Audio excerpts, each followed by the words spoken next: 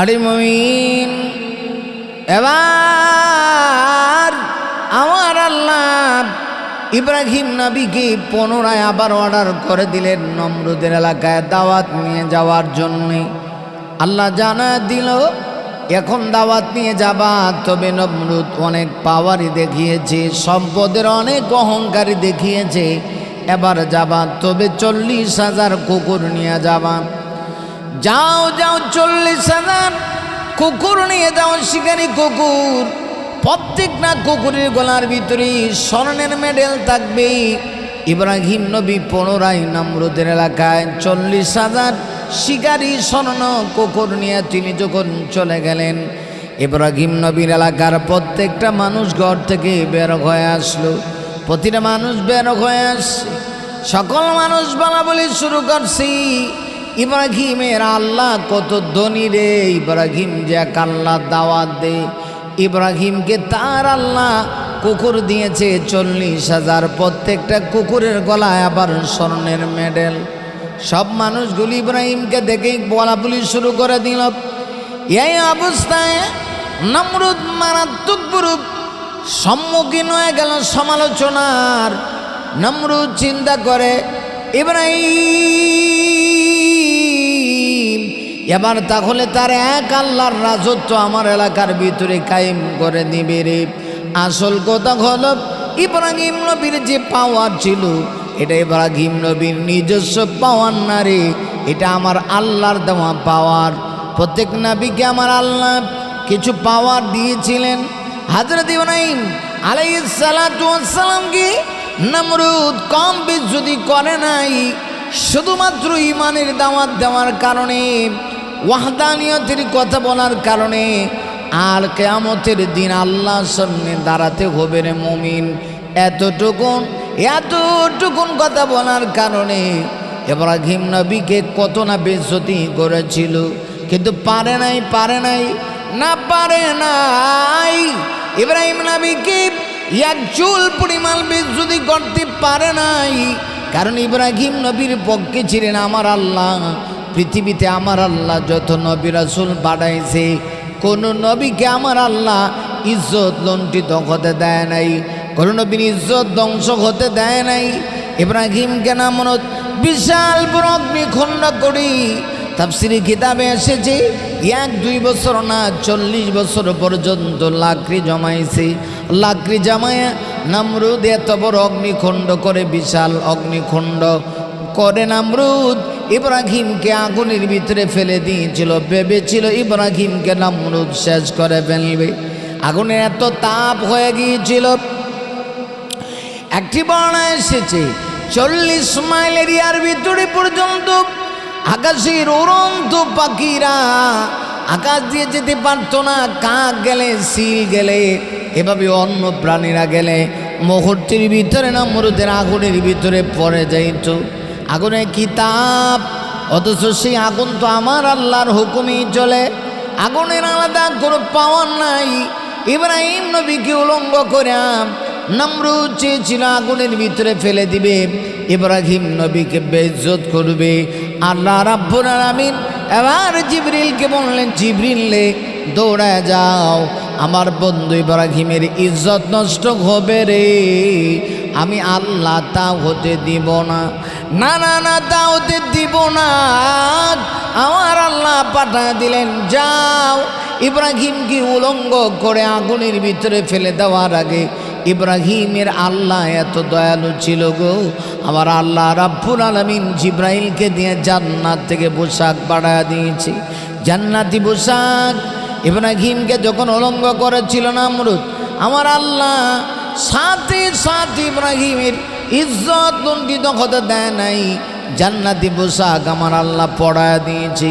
হযরত ইব্রাহিম নবী জান্নাতি পোশাক বললেন, অগ্নিকুণ্ডের ভিতরে ফেলে দিয়া নমরুদ অট্ট হাসি মারে। নমরুদ ইব্রাহিমকে নিয়ে মস্কারি করি, ইব্রাহিমকে আগুনে ফেলে দিয়েছে। 40 দিন হয়ে গিয়েছে। হযরত ইব্রাহিম আলাইহিস সালাতু ওয়াস সালামের দেহ পূর্বে দূরের কথা, শরীরের একটা রোমা পর্যন্ত জ্বালাইতে পারে নাই। আমার কথা না রে মুমিন, আমার আল্লাহ ইব্রাহিমকে যখন আগুনে ফেলে দিল, এমনিতেই আমার আল্লাহ আগুনের ওপরে নোটিশ জারি করে দিলেন, কারণ আগুনের পাওয়ার তো আমার আল্লাহ দিয়েছে রে। আগুন তো মানুষকে পোড়াতে পারবে না আমার আল্লাহর অর্ডার ছাড়া, আগুন তো আল্লাহর হুকুমেই চলে। আমার আল্লাহ আগুনকে উদ্দেশ্য করে নোটিশ জারি করে কি বললেন? সূরা ইব্রাহিম, সূরা আম্বিয়ার ভিতরে আমার আল্লাহ কোরআনের ভিতরে উল্লেখ করে দিয়েছেন, قُلْ لَا يَا نَارُ كُونِي بَرْدًا وَسَلَامًا عَلَى إِبْرَاهِيمَ।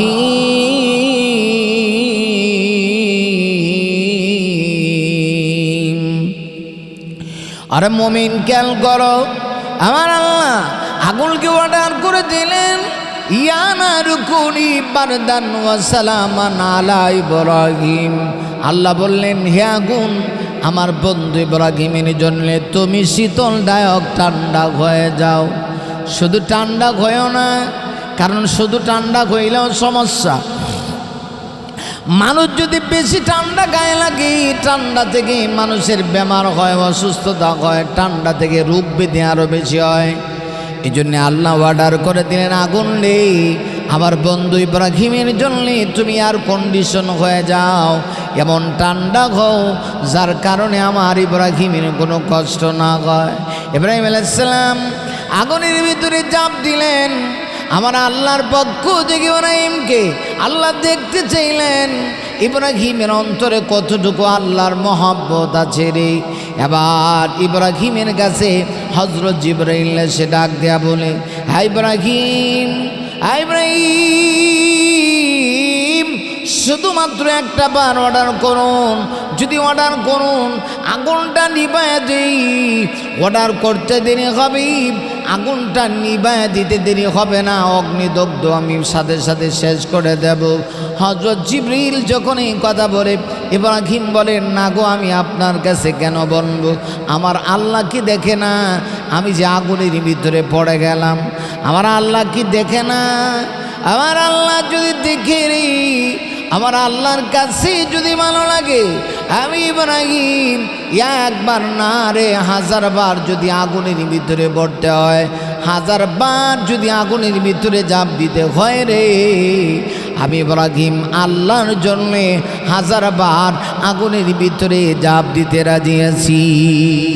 আল্লাহু আকবার। আমি ইব্রাহিম একবার না 1000 বার যদি আগুনের ভিতরে ঝাঁপ দিতে হয়, আমি 1000 বার আগুনের মধ্যে ঝাঁপ দিতে রাজি আছি। এজন্যই মুমিনের অন্তরের ভিতরে এই পৃথিবীর সব কিছুর চাইতে আল্লাহর ভালোবাসা সবচাইতে বেশি। আল্লাহু আকবার। ওয়াল্লাযীনা আমানু আশাদ্দু হুব্বান লিল্লাহ।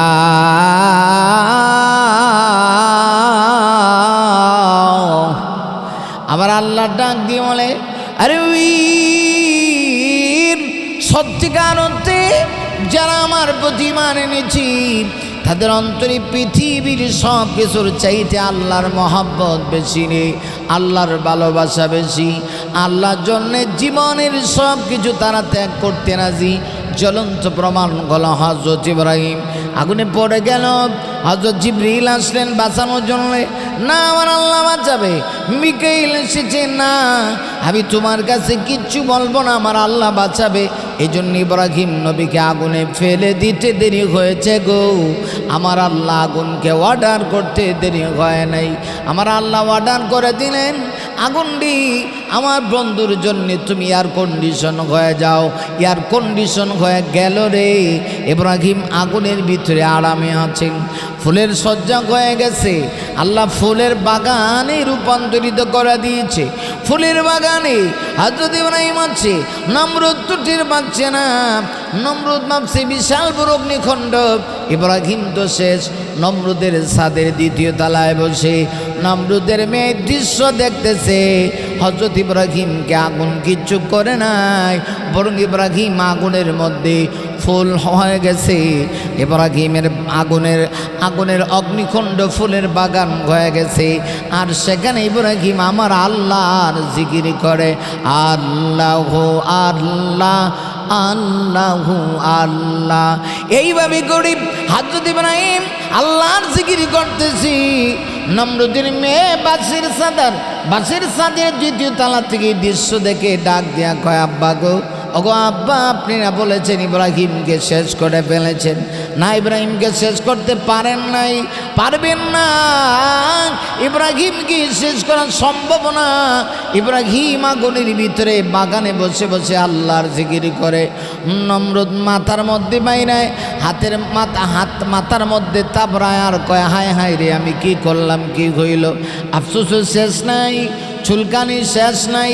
এই যে খবর, এই খবরটা শুনি ওই দিক থেকে মিশর আর শাম দেশের মাঝখানে একটা মেয়ে ছিল। ওই দুই দেশের মাঝখানে যে মেয়েটা ইব্রাহিম নবীর আগুনের ভিতরে ফেলে দেওয়ার ঘটনা শুনেছে, যে ইব্রাহিম নবীকে নমরুদ হিংসা করে আগুনে ফেলে দিয়েছে, নমরুদ নিজেই শেষ হয়েছে, ইব্রাহিমের শরীরের একটা রোমা পর্যন্ত জ্বালাইতে পারে নাই। এই ঘটনা শুনে ওই মিশর আর শাম দেশের মাঝখানে একটা মেয়ে, ওই সুন্দরী রূপসী রমণী একটা মেয়ে ছিল, মেয়েটা কালমা পড়ে গেছে। ওই কাজ হইছে, আর কোথায় গেটা ফলাফল? ইব্রাহিম যে কিচ্ছু হয় নাই। এই খবর শুনে মেয়েটা কালমা পড়ে মুসলমান হয়ে গেছে। মুহূর্তের ভিতরে ইব্রাহিমের কাছে খবর চলে আসে, ইব্রাহিম মিশর আর শাম দেশের মাঝখানের একটা মেয়ে শেষ পর্যন্ত ইব্রাহিমের ঘটনা শুই না। ওরে নমরুদ, ইব্রাহিম যে আগুনে ফেলে দিয়েছিল, ইব্রাহিমের কিচ্ছু হয় নাই। এই ঘটনা শুনে সেই মেয়েটা কালমা পড়ে মুসলমান হয়ে গেছে। নমরুদ সাথে সাথে পুলিশ বাহিনী পাঠায় দিছে, যা যা যা রে যা, গিয়া এই মেয়েটাকে নিয়ে আয়, আমি তার সঙ্গে বোঝাপড়া আছে। কারণ মেজাজ শরীফ 144 হয়ে গেছে। বেঈমানেরা এমনই হয়, হকের সাথে মোকাবেলা যখন করে পারে না, তখন পাগল হয়ে যায়, তখন নির্যাতন করে, মাইজুর করে, জেলের ভিতরে বন্দি করে শেষ পর্যন্ত মেরে ফেলে। কিন্তু বেঈমানেরা জানে না, হকের পক্ষে থেকে যারা জীবন দিয়া দেয় তারা কোনোদিন বাতিলের সামনে আপোষ করে না রে মুমিন। বাতিলের সামনে আপোষ করবে দূরের কথা, আপোষ করার কোনো কল্পনাও নাই। কারণ হক যেখানে এসে যায় রে, বাতিল সেখানে বিলুপ্ত হয়ে যায়। আমার কথা না রে মুমিন? আরে মুমিন, আমার আল্লাহ পবিত্র কোরআনের ভিতরে বলেন, ওয়াকুল জাআল হাক্কু ওয়া যাহাকাল বাতিল ইন্নাল বাতিলা কানা যাহুকা।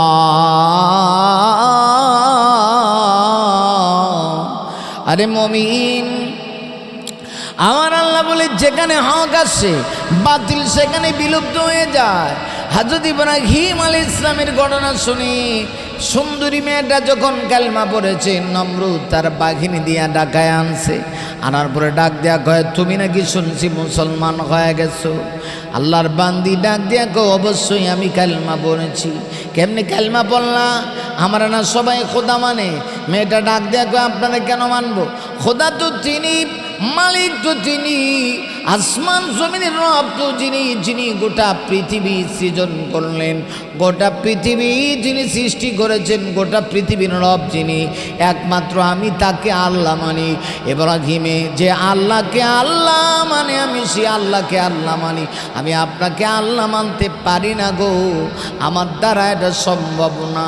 যেমনি কথা বলেছি, নমরুদ চিন্তা করলো প্রথমে কিছু লোভনীয় পান করি, দেখি না মেয়েটা কালমা পরে মুসলমান হয়ে যায় কিনা। নমরুদ এবার ডাক দেয়া বলতেছে, মেয়েরে একটা কাজ করো, তুমি যদি ইব্রাহিমের আল্লাহকে ছেড়ে দাও, অর্থাৎ ইব্রাহিম যে ঈমান এনেছে এই ঈমানের পথ যদি ছেড়ে দাও, তাহলে আমার এলাকায় সুদর্শন একজন পুরুষ, দেখো বড় চমৎকার, বড় শিক্ষিত, বড় ছেলে, বড় চাকরিজীবী ছেলে, তার সঙ্গে আমি তোমাকে বিবাহ পড়ায় দিব। না, আমার এমন বিয়ার দরকার নাই, এমন সুদর্শন যুবকের দরকার নাই। আমি পৃথিবীর সব কিছু ছেড়ে দিতে পারি রে, কিন্তু আমার আল্লাহকে আমি ছেড়ে দিতে পারি না। আরে মুমিন, আরে মুমিন, এবার নমরুদ ডাক দেয়া কয়, উজির রে, তাহলে তার সঙ্গে আমার বোঝাপড়া আছে। নমরুদ এবার হাতের ভিতরে বেত নিয়েছে, বেত নিয়ে নিজেই প্রহার করার জন্যে মেয়েটাকে একটা ঘরের ভিতরে তালাবদ্ধ করে, দরজা জানালা বন্ধ করে ঘরের ভিতরে আবদ্ধ করে দিয়েছে।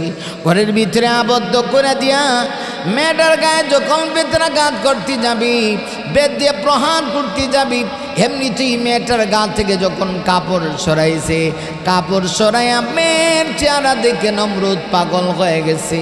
কারণ নমরুদ বড় লুচ্চা টাইপের ছিল, মেয়েটার সুন্দর চেহারা দেখে এমনিতেই নমরুদ পাগল হইয়া মেয়েটাকে ডাক দিয়া কয়, এই মেয়ে, তুই একটা কাজ কর, আমি তোর সঙ্গে আমার মনের বিলাস একবার পূর্ণ করতে চাই, একবার আমার মনের চাহিদাটা পূর্ণ করতে চাই। নাউজুবিল্লাহ, মনের বিলাস পূর্ণ করব, মনের চাহিদা পূর্ণ করব রে, একটু সুযোগ দে, শুধুমাত্র একবার তুই আমার সাথে মিলন কর, আমার মনের চাহিদা পূর্ণ কর, তবে তোর কিচ্ছু করা লাগবে না রে, তোর কিচ্ছু করা লাগবে না, কালেমাও পড়া লাগবে না, না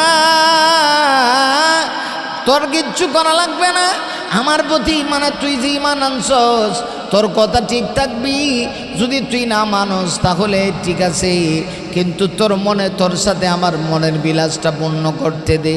মেয়েটা তখন দাঁড়ায় কয়, না না না, আমি তোমারই অপারও গ্রহণ করতে পারবো না গো, কারণ আমার আল্লাহ তুই দৃশ্য দেখতেছে। আমার আল্লাহ দেখে, আল্লাহ কেমনে দেখবো, দরজা জানালা সব বন্ধ। আমি আপনাদের কাছে জানতে চাই রে, আমার আল্লাহ দরজা জানালা সব কিছু যদি বন্ধ থাকে রে, আমার আল্লাহ দেখার মতো ক্ষমতা আমার আল্লাহর আছে কিনা নাই? অবশ্যই আছে। আমার আল্লাহ কোরআনের ভিতরে বলেন, ইয়ালামু খাইনাতাল আয়ুনি ওয়া মা তুখফিস সুদূর।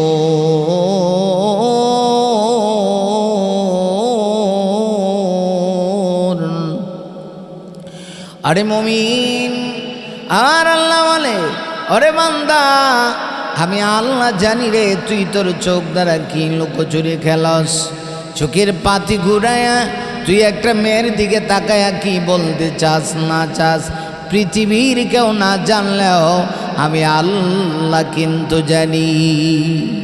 কারণ এই চোখগুলি কে দিয়েছে? আমার আল্লাহ দিচ্ছে। আর আল্লাহ বলে, আমি জানি রে। শুধু তাই না রে মুমিন, আমার আল্লাহ পরের অংশের ভিতরে ডাক দিয়া বলেন, ওয়া মা তুখফিস সুদূর। আরে মুমিন, তোর অন্তরের ভিতরে কি লুকায়িত আছে পৃথিবীর কেউ জানো কা না জানো, আমি আল্লাহ কিন্তু ঠিকই জানি। তোর অন্তরে কি লুকায়িত আছে, তোর অন্তর কি চায়, তোর মন কি চায়, তোর মনের কেমন বাসনা কি, তোর মনে কি চায় আর না চায় কেউ জানুক আর না জানুক রে, আমি আল্লাহ কিন্তু ঠিকই জানি। এবার মেয়েটা রাগ দিয়া কয়, না, যদিও তুমি ভাবতেছ দরজা জানালা বন্ধ করে দিয়ে আমার সঙ্গে তুমি এমন কাজ করলে আমার আল্লাহ দেখে না, তা না রে, এমন আল্লাহর প্রতি বিশ্বাস করি না যে আল্লাহ দেখে না, এমন আল্লাহর প্রতি বিশ্বাস করি যে আল্লাহ অন্তর মহলে ঢুকেও যদি কিচ্ছু করি সে আল্লাহ দেখে, এবং দেখে দেখে এতে কোনো সন্দেহ নাই। মেয়েটার কেমন ইমান ছিল, ইমানের পাওয়ার কেমন ছিল, এমন ইমান হইলেই তো জান্নাতের কল্পনা করা যায় রে মুমিন। আর এত মুখে শুধুমাত্র ইমান এনেছি, কথা বললেই কি জান্নাতে যাওয়া যাবে? না, যাওয়া যাবে না। জান্নাতে যাইতে হলে আর আল্লাহ অবশ্যই পরীক্ষা নিয়ে তোমাকে আমাকে জান্নাত দিবে আল্লাহ রাব্বুল আলামিন। এই জন্যে সূরা আনকাবুতের ভিতরে বলেন, আহাসিবান নাসু আইয়ুতরাকু আইয়াকুলু আমান্না ওয়া হুম লা ইফতানুন।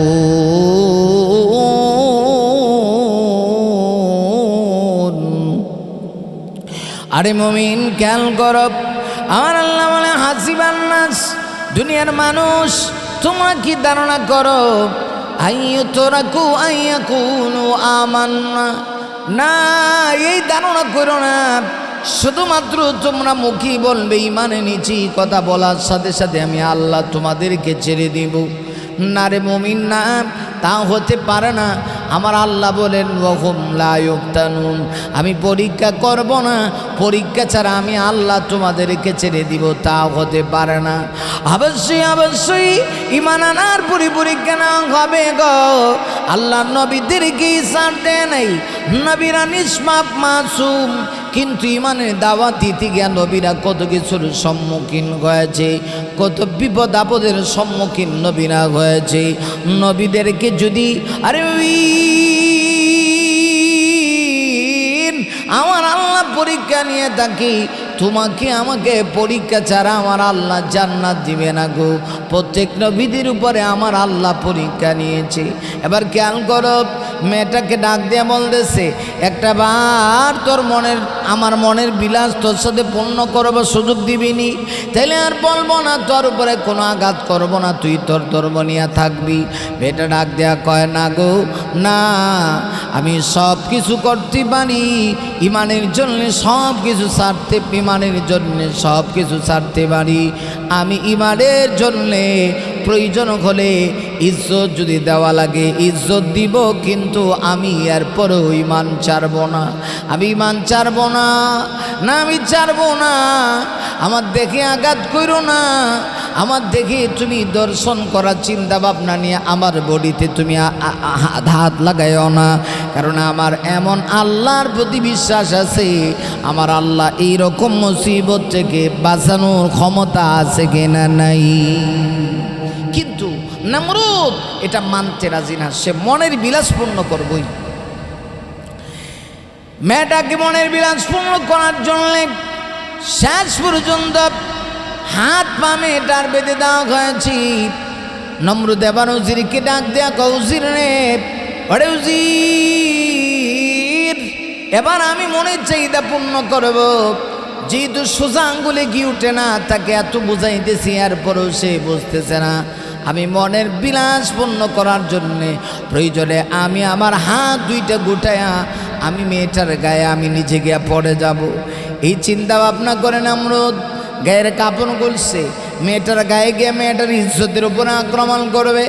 যেমনি দুইটা হাত বাড়ায় দিয়েছি, তাফসীরে বর্ণনা এসেছি, ঘটনাটি উল্লেখ করা হয়েছে, সাথে সাথে নমরুদের দুইটা হাত সাথে সাথে এমন হয়ে গেল, মনে হয় যেন একদম রডের মতো দুই হাত নমরুদের শক্ত হয়ে গেছে। রড যেমন শক্ত, হাত দুইটা শক্ত, সামনে আর আগায় না, না সামনে আর আগায় না, দুই হাত সামনে বাড়ায় দিয়েছি। ওরে মমিন, হাত দুইটা সামনে যায় না, রডের মতো শক্ত হয়ে গেছে। নমরুদ তো এখন মারাত্মক বড় বিপদে পড়ে গেছে। এখন নমরুদ চিন্তা করছে, এটা মেয়ের পাওয়ার না, এ যেন এক আধ্যাত্মিক শক্তি রে, কিন্তু এই পাওয়ার সঙ্গে মোকাবেলা করে পারবো না, এখন কি করা যায়। উজিরে ডাক দেয়া কয়, কিরে উজির, আমি না চাইছিলাম মনের বিলাস পূর্ণ করব, তাই তুমি এটার দিকে দুই হাত বাড়ায় দিয়েছি। আমার দুইটা হাত হঠাৎ করে এমন হয়ে গেল কেন, এমন শক্ত হয়েছে, মনে হয় যেন দুইটা রড হাতের ভিতরে কেউ বসা দিয়েছে, হাত সামনে যায় না। উজির ডাক দেয়া কয়, বুঝছি মেয়েটার বদুয়া লেগে গেছে, মেয়েটা বড় কামেলদার, একটা কাজ কর, মেয়েটার কাছে মাপ চা। নবীদের ডাক দেয়া কয়, মা গো, এখন মা বলে ডাক দে, ডাক দেয়া কয়, মা অপরাধ করেছি রে মা, অন্যায় করেছি, মারে তুই আমারে মাফ করে দে। মেয়েটা যেহেতু মুসলমান হয়ে গিয়েছে, মেয়েটার মনটা বড় নরম ছিল। মেয়েটা ডাক দিয়ে কয়, ঠিক আছে যা, আমি তোরে মাফ করে দিলাম। যেমনি কথা বলেছে, নমরুদ তাকায় দেখে হাত এখন আগের মতো হয়ে গেছে, এখন নড়াচড়া করতে মানে। এমনিতে নমরুদ তার উজিরকে ডাক দিয়া কয়, একটা কাজ কর, আমার দেখো না সত্য করে কিছু দিয়া বেঁধে দে, এরপরেও আমি দেখি কোনোভাবেই মেয়ের সঙ্গে মনের বিলাস পূর্ণ করা যায়। দেহ বাইদা ভাবছিল তাহলে আর দেহের উপরে কোনো কিছু বর করবে না। এবার যখন মনের বিলাস পূর্ণ করার জন্য সামনে গিয়েছে, কিতাবের ভিতরে লেখে মুহূর্তের ভিতরে এখন পুরা শরীরটা তার শক্ত হয়ে গেছে, পুরা শরীর একেবারে রডের মতো শক্ত, না এইদিকে লড়ে না এইদিকে লড়ে, না সামনে লড়ে না পিছনে লড়ে, কোনো দিকে লড়ে না। নমরুদ তখন ভয় পেয়ে গিয়েছে। আবারও মেয়েটাকে ডাক দেয়া কয়, মাগো আমি ভুল করেছি, মেহেরবানি করে তুমি আমাকে মাফ করে দাও, আমাকে ক্ষমা করে দাও। মেয়েদের মন নরম হয়। মেয়েটা ডাক দিয়ে কই, ঠিক আছে ক্ষমা করে দিলাম। এরপরও নমরুদের বাঘিরি তার পিছ ছাড়ে না।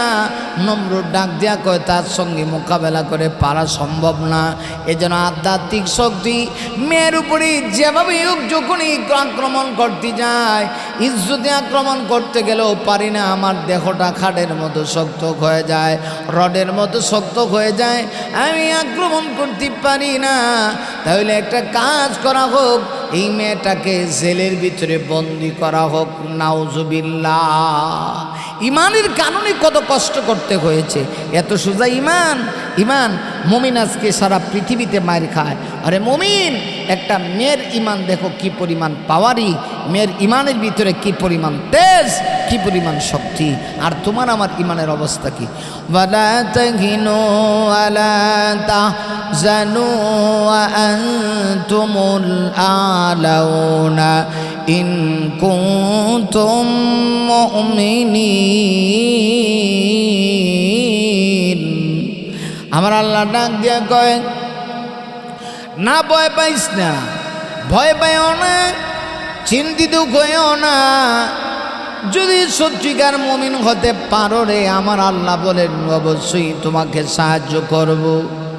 আসল কথা হলো মুমিন হইতে পারি নাই আমরা, যারা পুরুষ আছি সত্যিকারের মুমিন পুরুষ হইতে পারি নাই। আর নারীরা সত্যিকারের মুমিনা হতে পারলে অবশ্যই আল্লাহর পক্ষ থেকে সাহায্য আসবে। এবার নমরুদ কয়, একটা কাজ কর, মেয়ের সঙ্গে যদি পারায় যায় না, জেলখানায় বন্দি কর। এমন এক রুমের ভিতরে জেলখানায় আবদ্ধ করে দে, যে রুমটা নর্দমা, ময়লা আবর্জনা, যে রুমের ভিতরে পুরান জিনিসগুলি ভরা, যেগুলা নষ্ট, একদম নষ্ট হয়ে গিয়েছে, এমন একটা রুমের ভিতরে, এমন রুমের ভিতরে একটা কাজ কর, মেয়েটাকে আবদ্ধ করে দে রে। এবার ওই মেয়েটাকে এমন জেলখানায়, এমন রুমে আবদ্ধ করা হলো যেটা নর্দমা, ময়লা আবর্জনা, সেই রুমের ভিতরে মেয়েটাকে আবদ্ধ করা হয়েছে। আরে মেয়েটা এমন করে গিয়েও আল্লাহ শুকরিয়া আদায় করি, আল্লাহ গো এরপরেও তো আমার ইমানটা নিয়ে বেঁচে আছি, এজন্যে তোমার দরবারে শুকরিয়া জানাই।